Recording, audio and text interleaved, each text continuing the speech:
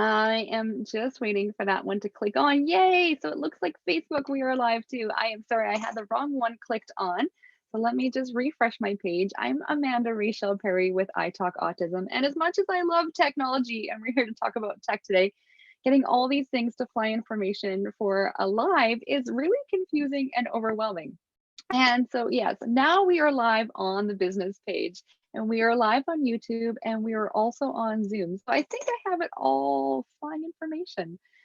I absolutely enjoy talking about technology because I see the benefits of it so much.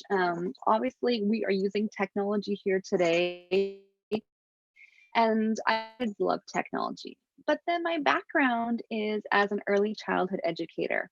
So I also love everything to do with play. So I would love to know what your background is. Feel free to say hi below. Let me know. Are you a teacher, a parent, an educator? Do you work with kids? Are you a person with autism yourself? I would love to know, how does autism show up in your world? And what I find is that some of the social deficits that are typical for people with autism, that a lot of that can be overcome with technology. And I've been having some conversations lately about all virtual technology that's out there, from the 3D glasses. And there are so many really cool ways that technology can help. But then when I look at my background as early childhood education, and I just posted an article this week that when young brains are forming and we have more neurons and we're creating more pathways, that when we spend time with technology, it actually changes the way our brains are shaped. Now, only time will tell whether or not that's a good thing or a bad thing. However, here's one sort of kind of food for thought, is that in the real world, if I'm building with blocks, that I can take anything from my environment and I can bring it in and I can add it to my block structure to make a bridge, to put a car underneath of it. When I'm playing on technology on a car game, even some of the great games where you're building and you have lots of elements, you are always going to be limited by what the developer has put in that world for you. And so when it comes to really getting our brains to fire, to, really get creative in our play, technology in a lot of ways has limitations based on what the developer has put in place.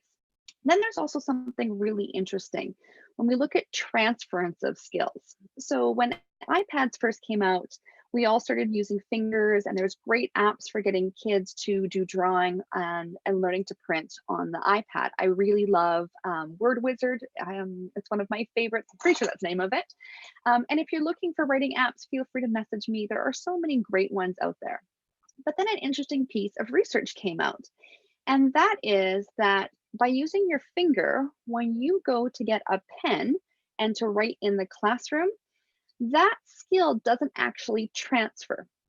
And I think we know it in reverse. You know how to sign your name, but when someone gives you one of those square or whatever electronic signatures and you've got to use your finger, like you can't get it to look like your name at all. And so there's an actually slight difference in the skills. And so it's something to think about. I have back here, and so as I'm sure many of you are aware, Apple came out with a beautiful Apple Pencil. And there are also some other great styluses that are really helpful. And so I always recommend that kids use a stylus for doing drawing on the iPad, because then that's going to transfer better to paper skills.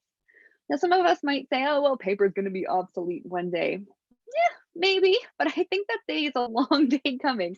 There's still lots of things that kids need paper. Also for art, for painting. I have a lot of kids that I work with, like Joe Bro, who loves to draw, and then he also loves to see his drawings put on the computer, and then we do computer animation with them. And so it's one of the beautiful ways that play and technology can go back and forth. I also want to highlight, I got to spend some time with one of the beautiful membership moms in our Joyful Mama group. We also have a membership group. And we got to spend some time together. And she has some preteen daughters. And we were out walking, and she sent them on a hunt to find colors of the rainbow, to find things that start with the letters of the alphabet. And they were allowed to use her phone to take pictures of them. And the also used the markup feature to mark up the picture so they could remember what letter it was in the alphabet. And there's a really great way that technology can also support learning and play. So fun. Which then leads me to another really great way. Let's go back to that block example. And so, for kids with autism who are learning to build with blocks, oftentimes they don't necessarily play with blocks in the same way that children who are neurotypically developing might play with blocks. Kids will say, oh, look, I can make this block into a tower. And I can think of something they've seen in their life, like a chair, a bed, a railway track, a bridge. And they start to think about their environment. That's when construction play also merges with pretend play. And we start to see how kids use their play to replicate things that have happened in their lives, to explore different events that have happened. Um, for kids with autism, they might not necessarily see that that block could be anything more than just a block. I read a great, it was a Twitter feed that went sent around, and it was for kids with ADHD, but talking about executive functioning skills and this idea of being able to see done. And so we might say to a child with autism or a child with any other learning disabilities, or even a child who's just not there yet, oh, hey, can you build me a bed? And they're like, oh my gosh, how do I get these blocks to make a bed? And so, one of the awesome ways that we can use technology is to show the concept of done, to take a picture or to Google a picture of blocks that look like a bed. And for our kids with autism, it would probably be helpful to show multiple examples of that bed. And then the kids can be like, oh, that's what using blocks to make a bed might look like. Okay, I can make a headboard and I can make the middle and the mattress. Oh, that's what making a bed would look like with blocks. And so we can use photos and we can take pictures of the moment and we can capture it and we can do storytelling with our iPads afterwards.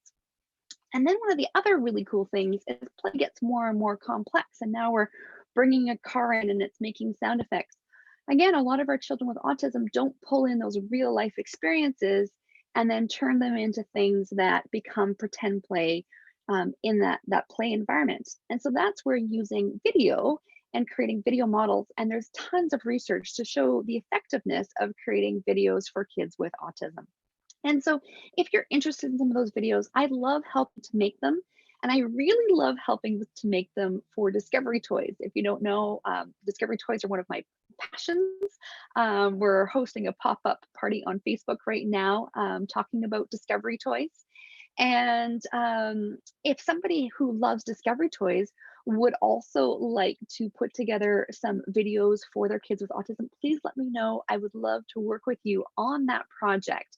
So things like how to build that marble works or how to make the marbles race down, practicing winning and practicing losing when your marbles race down. Those are all skills, especially social skills that we can teach with videos that are easy to put together, relatively easy to put together with some technology, which is what I love to do.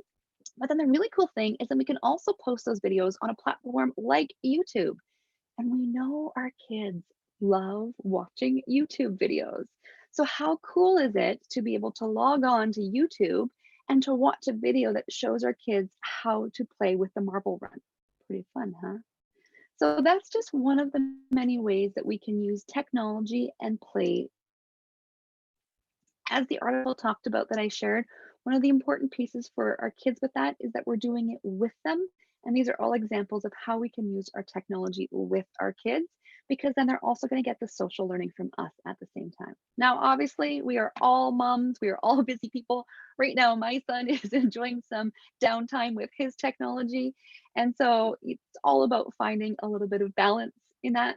So know that I'm not a hard stickler. I'm not saying that your kids should never just have some fun and some downtime on their iPads, just keeping in mind what the research is showing us as best practices. So if you'd like to know more, I'd love to chat. I'm going to turn off some of the live streams now and have yourself a great day.